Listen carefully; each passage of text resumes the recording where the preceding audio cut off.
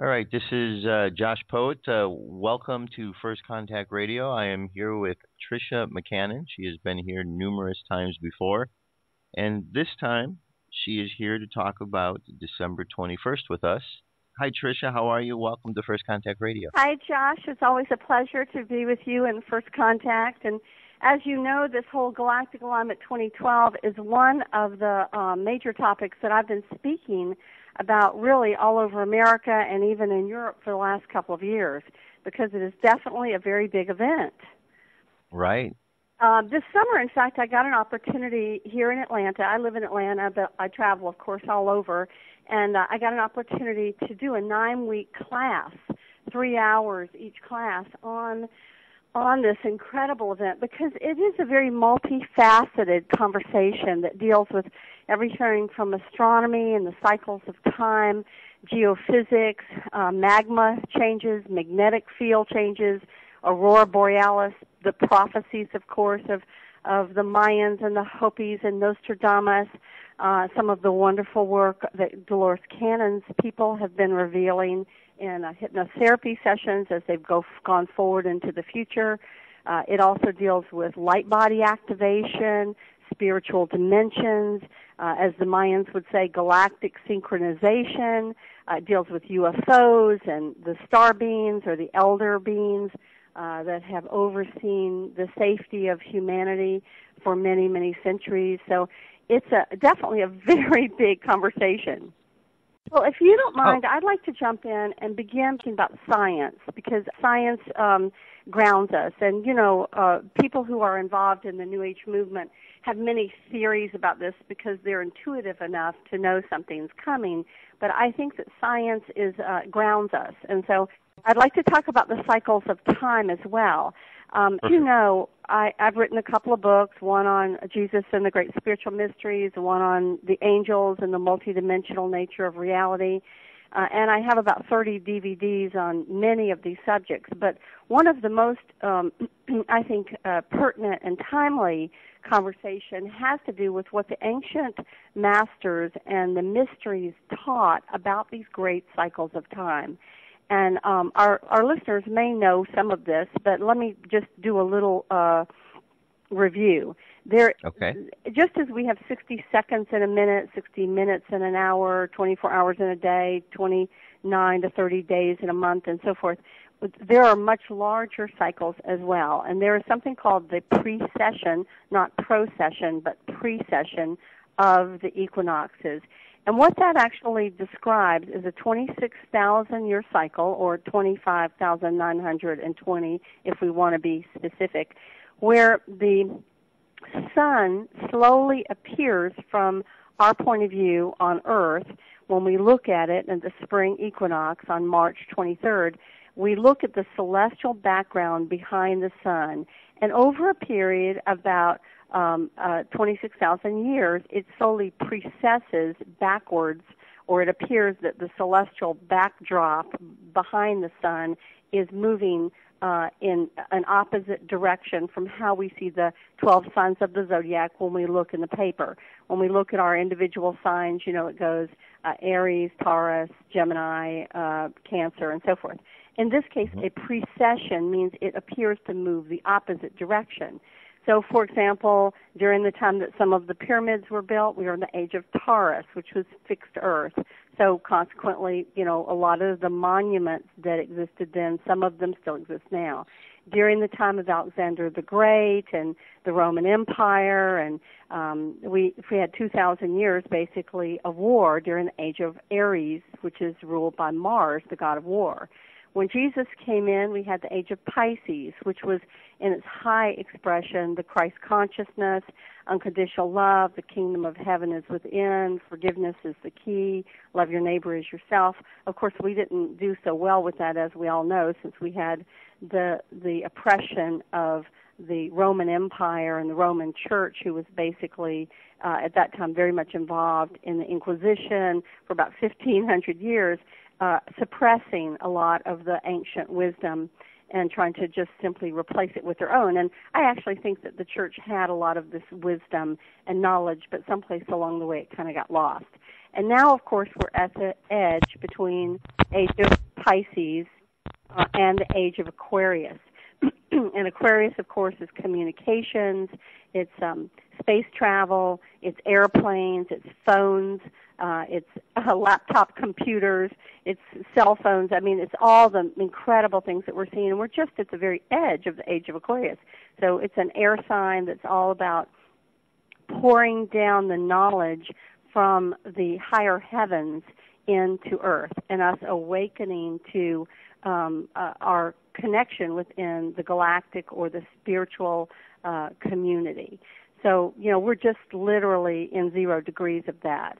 So one of the things that December 21st of 2012, which is the famous Mayan date, is dealing with is the fact that we shift according to, let us say, the Theosophists and the master teachers. They say that we entered 0 degrees of Aquarius, that place between the two ages, in 1939. So since it takes 72 years for us to move 1 degree through any of the 12 signs of the zodiac, and each of the signs are 30 degrees fat, which means that each of the astrological ages, like Pisces or Aries, is roughly around 2,160 years. Some, of course, are a little fatter than others. Some are a little skinnier. So we approximate 30 years. But if you add 72 years to 1939, you come up with 2011. So 2012 would be the very first year where we would be 1 year into the next 72 years moving into Aquarius. So that's one of the things this is about. But within this procession of time, we don't just go around like a flat plate when we go around the galaxy. It takes us about 260 million years to go all the way around the center of the galaxy. That's a really long time. You notice how the 26 repeats, 26,000 years, 260 million years. But we don't just go around like a flat record player. We go up and down like a great sine wave. And so one entire precession means that the sine wave goes up above the galactic equator, it reaches a peak, then it like a hill, and then it comes back down, and then we cross below the galactic equator, and for 13,000 years, or half of 26,000, we're below the galactic equator, and then we begin to cross back over it. So one whole cycle goes up, then it comes down. So where we are right now is we are completing a 26,000 or 25,920-year cycle. When we cross below the galactic equator, that was about 12,000 years ago, or 11,500 years ago. This was during the time of the fall of Atlantis, and we literally fell into the third dimension. When we're in the part of the sine wave where we're below the galactic equator, we fall into the third dimension, and we tend to fall asleep, and spiritually asleep. It doesn't happen instantly. It's a long, slow process, but that's part of what happens. Now, where we are is we are crossing. We're in the 900-year window where we are slowly crossing through the galactic equator above it, and 2012 marks the midpoint, 450 years into this movement. Now, will something actually happen on December 21st, 2012? That's, of course, the big question a lot of people are concerned about. Will we have a pole shift? Will we have a solar mass ejection? Or will we just hopefully be sitting around singing Kumbaya, which is what I vote for? In truth, I don't know if anything will happen. But what the Mayans say is that we are in a 25-year window. So 2012 will mark the beginning of this 25-year window, which takes us out to around, I think, 2037. And during this window, we will have a pole shift. And this, of course, gets into the science of the fact that the poles are melting, the North and South poles, as we know, and there are amazing things that are being discovered underneath that ice and snow, pyramids in Antarctica, and lost remnants of lost civilizations that are surfacing. But the magma world inside the planet, instead of moving clockwise or sunwise, have now reversed, and they're now going counterclockwise. And this, of course, is what's going to happen not just to our planet, but to all the planets in our solar system as we cross through this galactic window. And we see this already. Uranus and Neptune, the poles have reversed. The red spot on Jupiter is rotating the opposite direction. The poles are completely lit up on Saturn. Even Mars, the permafrost is melting on Mars underneath the surface of the planet. And so this is happening for our entire solar system, and all of us will experience a pole reversal. And as our listeners probably know, we are already 9 degrees. Our magnetic field, or North Pole, has already shifted 9 degrees towards Siberia. So that means that areas like Atlanta are going to get hotter in the summer. But I'd rather be hotter than have 18 feet of snow. That sounds like a tough place to live in, doesn't it? It sure does. So this is sort of the beginning of what the masters and the ancients tell us. And they say that these times of, we're ending a world age. And in a way, if you look at it, as if it's, we're graduating from a grade in high school. If during this period of time, basically, a lot of people are dealing with a lot of karma because it's the completion. It's like their exams coming up. The completion of all the good things and also the bad things that they've amassed during the last 26,000 years. They get an opportunity to clean it up.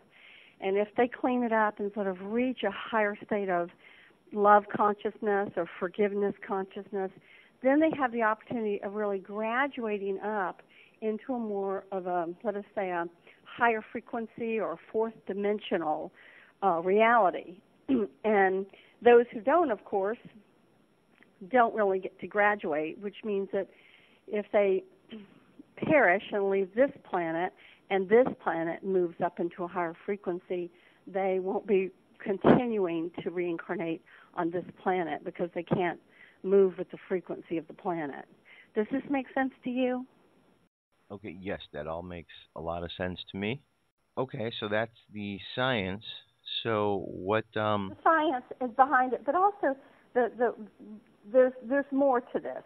So when we get into, what else the ancients say about it, the Greeks, the Etruscans, the Romans, many of these more ancient civilizations talk about the fact that in one transition, when we drop below or above, when we cross the galactic equator, we have what's called a galactic summer or a galactic winter.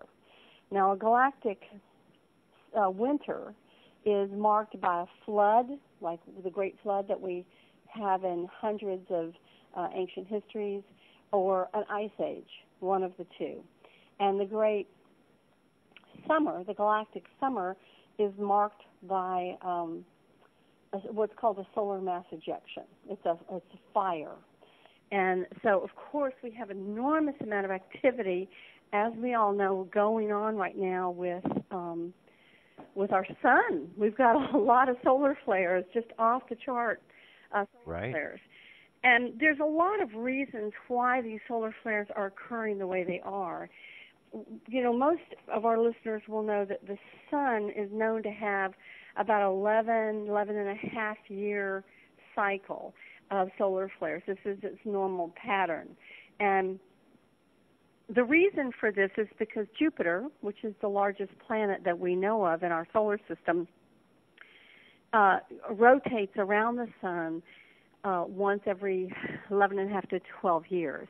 So as Jupiter gets closer to the sun, the electromagnetism between the two of them, its magnetic field, pulls the solar ejections from the sun.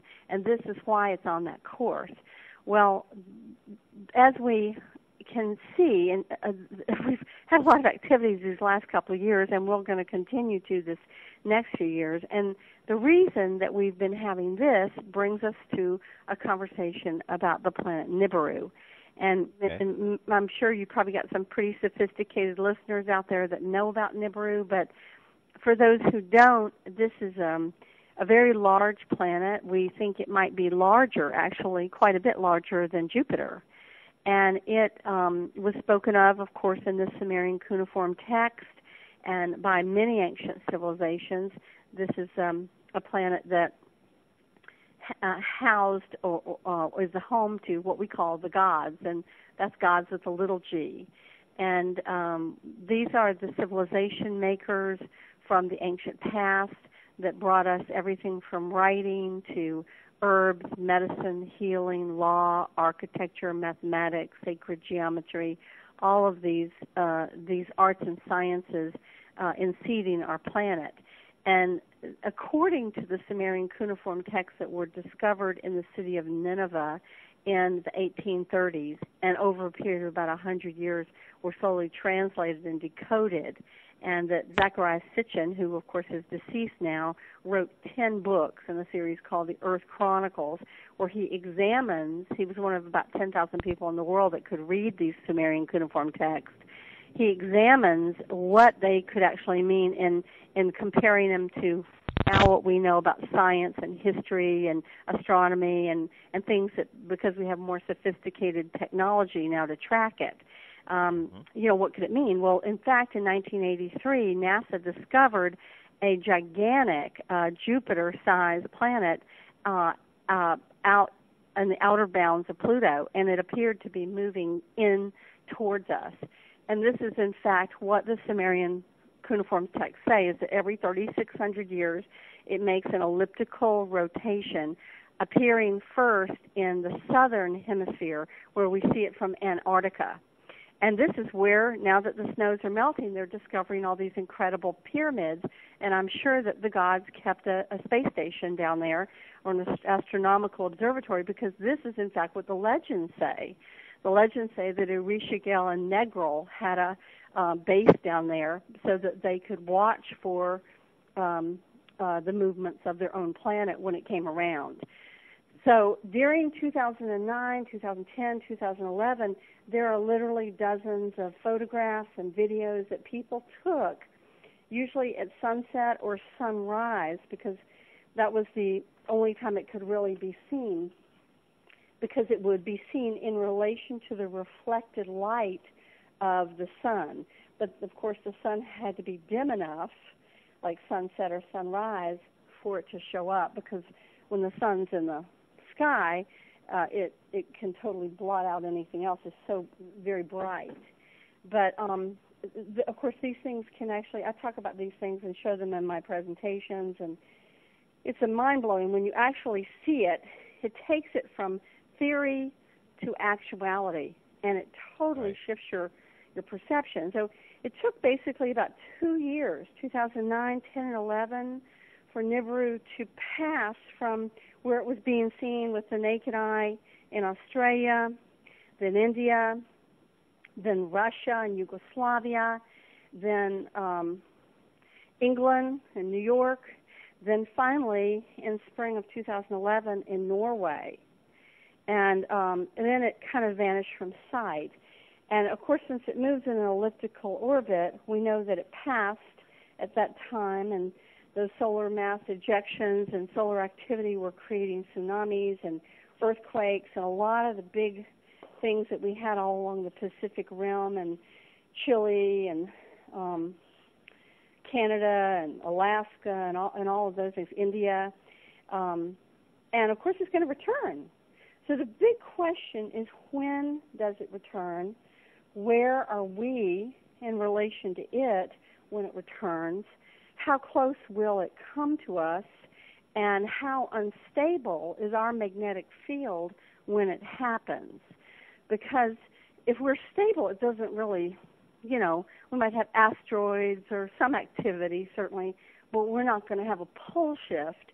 But if we are as unstable electromagnetically as we are right now, when you have the passing of such a large planetary body, it's sort of like having a semi-truck go by a person on a skateboard, at 100 miles an hour. It can totally spin the skateboarder around. And since Nibiru moves in a counterclockwise direction, and we move in a clockwise direction, it could actually stop the spinning of the Earth. And just so the listeners have some kind of a comparison in size, if Nibiru was the size of a basketball, we would be the size of a marble. So that's a very big body to be going in the opposite direction. And the real challenge is this: it could stop the rotation of the Earth. And this is interesting because when we look back in the chronicles of history, we discover that there actually are historic cases where it says that the sun stood still in the sky for 3 days and 3 nights. In China, it was light for 3 days. Over in South America, it was dark for 3 days. Even in our Bible, our Old Testament, if you remember, I think it was Joshua or Jericho, where it talks about how the sun stood still in the sky for 3 days. Well, frankly, I can't figure out any other way for that to happen other than that the Earth stops spinning. And then it begins to spin again. And the question becomes, does it spin the same direction or does it spin in reverse? And as we cross the galactic equator, history would tend to indicate that it begins to spin in the opposite direction and that the poles reverse. So all of this together could wind up being, some trouble. Yes.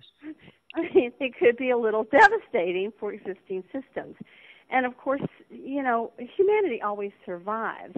We do survive these things. It's just that it's like a reset, like a Pac-Man game where you play around and then at the end of the game over, and you get to starting fresh. We get to start fresh with, what kind of society we want to create, what kind of monetary systems, if any, what kind of educational systems. We get to begin again. But of course, for the people who are on the planet at the time that it happens, it can appear to be very scary or very devastating because, of course, it's a change in the status quo. I guess the point is with all of this, where does the Earthling fit in, and what could the average Earthling do other than bend over and perhaps kiss their ass goodbye? Well, let me just say a couple of things about this. I know when we start talking about geographical changes of this magnitude, it's very easy for people to get caught in a fear. And unfortunately, that's the last thing that we need to do because, in fact, this is a test. We are immortal. As souls, we are mortal. We've had many lifetimes. We've had many bodies. And we don't really die. Our physical body, of course, dies when we have an accident or an illness or we, die of old age or something. But, guess what? When we get to the heavenly realms, we review how we did, and then we have a chance to come back if we wish to or we have to because we haven't cleaned up or completed our karma. However, aside from the trying to shift one's perspective to help with the whole fear component, there's a whole nother component to this that gets into the multi-dimensional aspects of reality. Again, not knowing exactly what our listeners have as their background, it's important to know that many physicists now, physicists like Michio Kaku, talk about the fact that there are at least 10 different dimensional levels. And while we weren't taught this in science and we weren't taught this in our catechism class and in religion class, even Jesus said, "In my Father's house are many mansions." So, in fact, there are other dimensions. And what the Mayans are talking about is the fact that they believe that this is a synchronized event affecting many solar systems or maybe even many galaxies. And that this event is meant to give us an opportunity that with our eyes open, we can move through this portal. And if we have the courage to do so without fear, it's not just about, all these 2012 disaster movies and stuff. In fact, it's a completely empowering scenario where we find ourselves actually awake and moving into this higher state of consciousness. And of course, this is, you have these different religions that have talked about this. I mean, Christianity thinks of it as the rapture. And, how do they describe it? They describe it as something that in, let us say, more metaphysical or even scientific lingo would be some people shift into a higher consciousness and some people do not. Some people find themselves still on Earth, and perhaps those people get an opportunity to experience, a worldwide disaster. But the other people have an opportunity to shift into a higher consciousness while still living. And I think there's a lot of different versions about how this can go. Mm-hmm. Certainly, the presence of so many UFOs in our skies today tells us that this is not just a local event. This is something that other star systems are very aware of. They're concerned. They love Earth. They're concerned that we survive. And I think the biggest thing is that they're concerned that the planet survives so that it can be inhabited. Because one of the things that's different this time from many other times when we've come up to this point of change is that we now have atomic and nuclear plants everywhere. And what has happened in Japan with the radioactivity could happen all over the planet. Right. And this is, of course, one of the reasons why the UFOs and ETs have been hanging out at atomic sites and energy sites and missile silos and nuclear energy locations, is because I think that they know that when this goes down, they have to act very quickly, whether they're beaming up, these nuclear weapons or energy systems up into outer space, or whether they've found a way to neutralize them. I can't tell you that. But it's clear that since the 1950s, this has been one of their major areas of interest. And so it's not because they don't have that technology. I'm sure that they understand it well. But it's because they're concerned about what it means in terms of the health and the well-being of human beings, animals, plants, and the inhabitability of our Earth if we find ourselves in the middle of one of these huge pole shifts. Well, I think that one of the things I've been teaching in my classes is not only, sort of the science and the astronomy and the prophecies, because this is, now, when we start getting into prophecies, this gets very interesting. Mm-hmm. Basically, the Hopi talk about the fact that there's a whole series of events that will occur, and actually all of them have occurred except maybe the last one, and then they bring us to this point of change, and they say that the Earth will wind up birthing a blue egg. Now, what the heck does that mean, birthing a blue egg? Well, I think it's probably this splitting of the world. And this brings us to the Mayans, who talk about the fact that there will be this, end of one age, beginning of a new age, and some kind of a shift in the dimensions. Now, when you look at the work of Dolores Cannon, and yes, is totally lovely. She's just a go-getter from the word go. I've been lucky enough to speak at her conferences in Arkansas as a keynote a few times, and she does hypnotherapy work with people and has published and written over 17 books. And basically, her hypnotherapy sessions with people have been saying that some of these people claim to have come down as part of a galactic wave, volunteer system to help awaken the planet. And I think a lot of people like you and me, and perhaps a lot of our listeners, are part of that 144,000 that have come down to activate, enlighten, uplift, inspire, and awaken other people so that there's enough mass consciousness down here that when the shift takes place, it will be smooth instead of bumpy. Right. What Dolores' people have been saying is that the world, the earth itself, and I can't tell you the mechanism of this, I don't really know it, is that the earth will split and there will be a fourth dimensional earth and a third dimensional earth.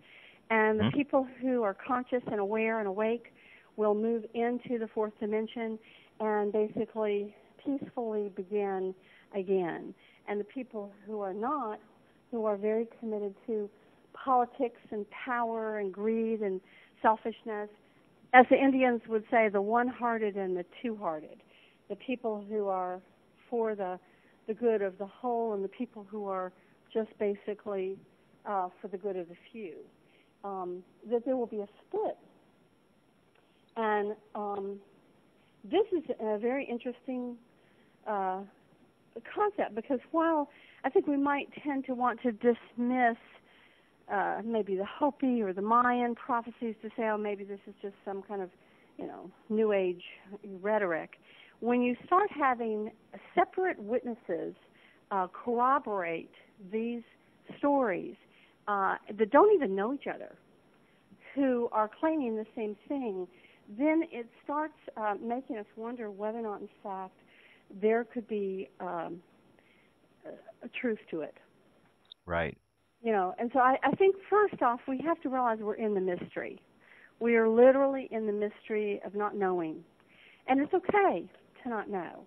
But I think we must prepare ourselves.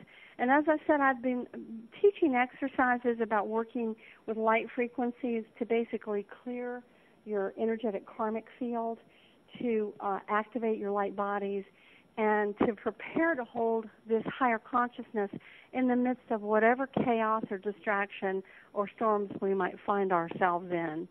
And I think this is really paramount. As you know, I'm going to be teaching a class in New York City on Friday night, November the 30th, and Sunday, December the 2nd at the New York Meta Center. Anyone who's listening to this is interested, by all means, feel free to call me. I leave next Wednesday, so you have to call me before that.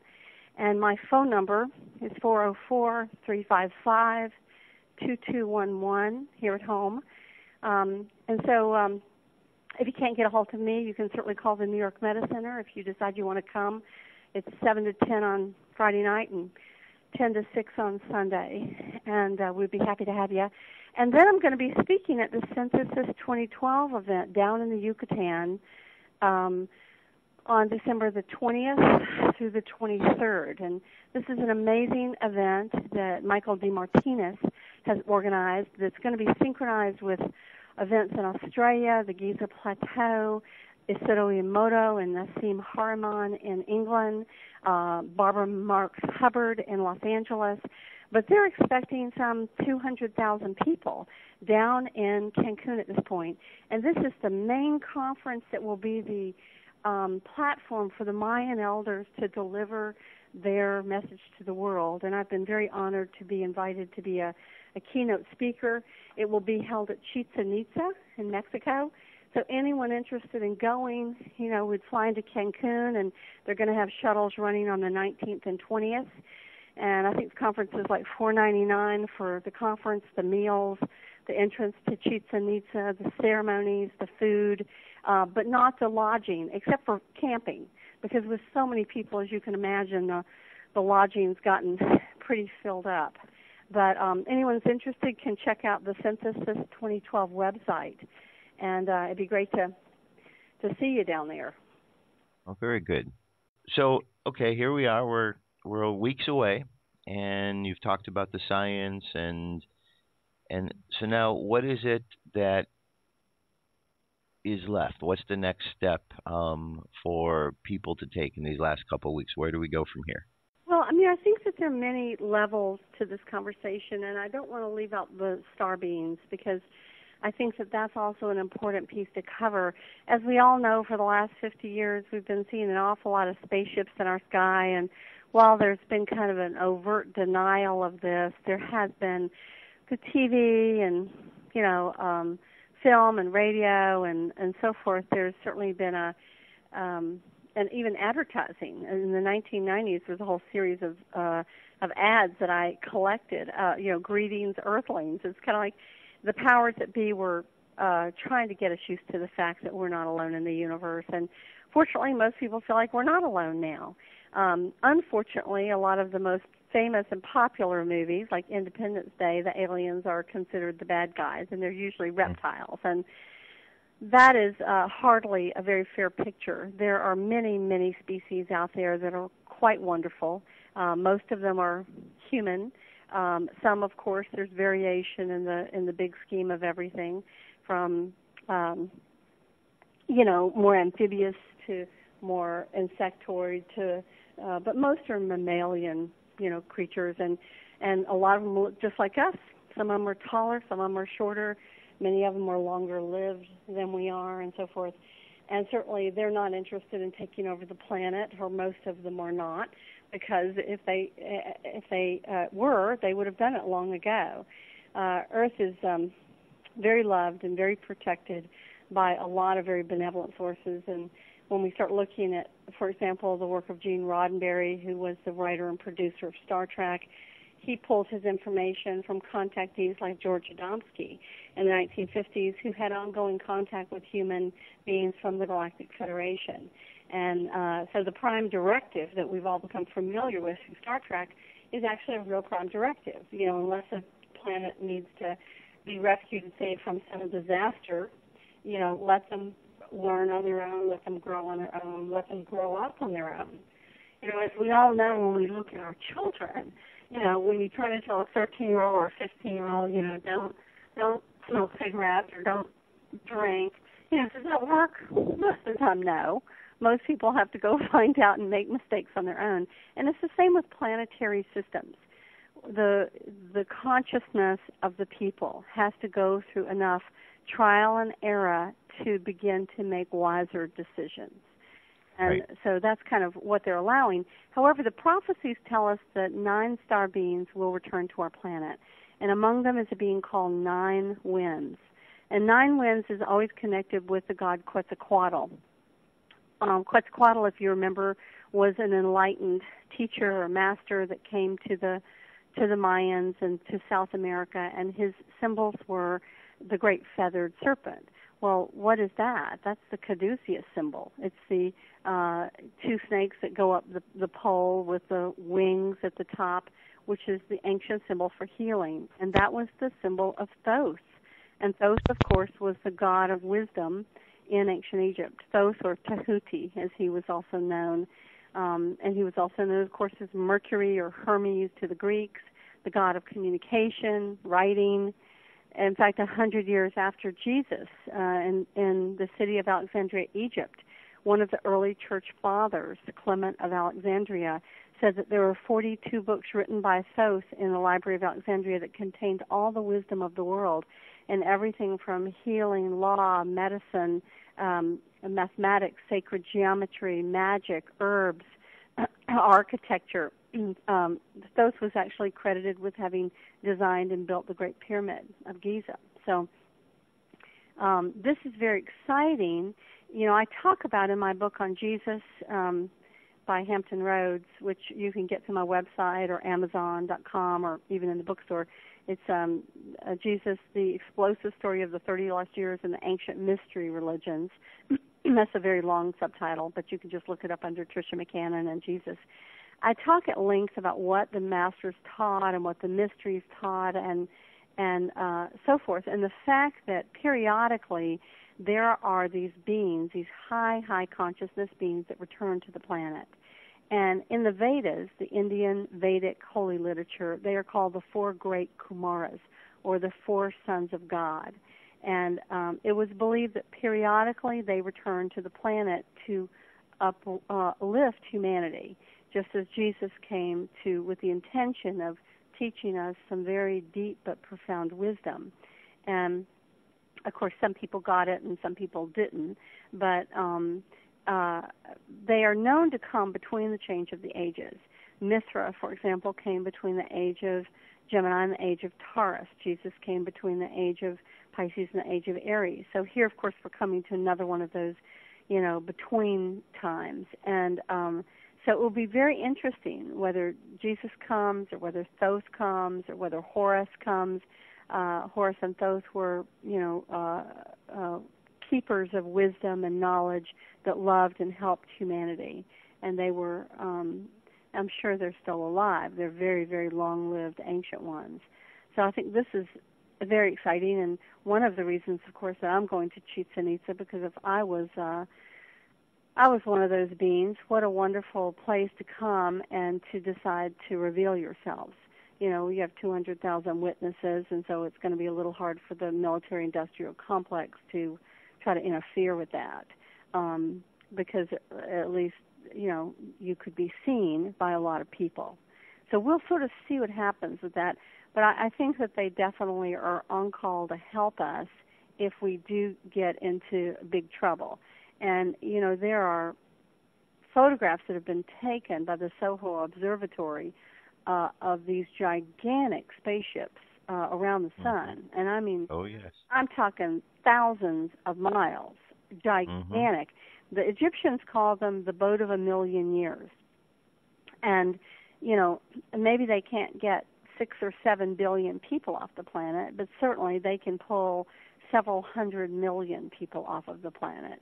Now, of course, the real question is, if you're beamed up Scotty, you and me and our listeners, we might just be fine. We might be excited. But how about Bubba out there with a shotgun, So it's very important that people begin to view let us say, these elder brothers or these star beings, as the Native Americans call them, in a much more benevolent way, because otherwise, if they beam us up, they're just going to have to kind of put us to sleep, move forward in time and put us back on the planet, so we can, begin again after such a transition. Anyway, you can see it's a very big conversation, and exactly how it will happen. Will the Earth changes come before the dimensional shift? Will the dimensional shift come before the Earth changes? Will they happen at the same time? Will Nibiru come back around and kind of, trigger this pole shift or trigger a solar mass ejection that then triggers a pole shift? We don't know exactly how it's going to play out, but we can see many of the elements that are on the chessboard coming to play. And then this brings us to spirituality, personal self-responsibility, getting out of fear, choosing to clean up your karma, whatever your emotional issues are, clean them up. And this is what I've been doing with clients around the world. As you know, I do soul readings, very deep soul readings about who people are at the highest level, what their journey has been through time, what they've mastered, what they're still working to master, where are they now in this lifetime, and do they have things that are holding them back, like curses or vows or old soul contracts that aren't working, or bindings or cords to people, places, things, military, religious, political, spiritual orders. These are all things that it would probably do us good to dissolve at this very important moment in time, so that we are no longer owned by old karmic issues, but rather free to unencumber ourselves from our bag of boulders that we've been, lugging around with us for, how many centuries. Right. So I do a lot of clearing with people in personal sessions. Readings I can do over the phone. People schedule them all the time. In terms of clearing work, I actually have to do that in person. And so anyone who's listening in the, California area, or if you're not in the southeast where you can drive to see me, just call me up, and or you can check out my website, and you'll get my phone number off of that, which is www.triciamccannonspeaks.com, and that's Tricia, that spelling, and McCannon is just like it sounds, Mac, M-C, Cannon, C-A-N-N-O-N, and then the word speaks, S-P-E-A-K-S.com. And let me see, I haven't updated my travel schedule on there, so I'm so sorry to tell you guys I've been so busy on the road. I just came back from Ohio, and before that I was in Asheville, North Carolina, speaking at another big conference. So, sorry about that. I haven't gotten to all of it, but, I think it's a real critical time to sort of get the message out, so I've been pretty focused on that. Good. Well, excellent. That's tons of information there, Tricia. I know we condensed a lot, and, Josh, I know how much you know about these things, too, and we could have probably made this twice as long and you would have gotten to speak, but I thank you for your patience in trying to really allow me to have, 45 minutes to just cram in so much stuff. I just think we're at a critical juncture now, and the more people can be aware, prepare themselves, stay out of fear, and begin to work with the light frequencies coming in from the higher realms, the better off they'll be. Absolutely. And we'll have to talk again. We'll do another show after the 21st, and we'll talk about the new cycle we're in and the new things that are going on, because I'm sure we're all going to have lots of new information after the 21st to be able to bring to the table. Yeah, I actually get back on Christmas Eve night, of all things, about 7 o'clock at the airport. So I'm home the whole month of January. I'd be thrilled to do another show with you then, Josh. Awesome. Well, very good. Well, thank you so much, Trish, for being here on First Contact Radio. It's always appreciated. Yeah, thank you for having me. And, I just want to say happy holidays to all of our listeners. And it's a great time to make a list of all the things you're grateful for. It really opens the heart. And we have so much bounty and so much abundance, even if we're challenged, by health or by jobs or by finances. We are really living in an amazing time. And I just wish all of our listeners a wonderful holiday season. Well, thank you so much, Trish, and appreciate it, and we will talk to you soon. Thank you for being here. Okay, God bless.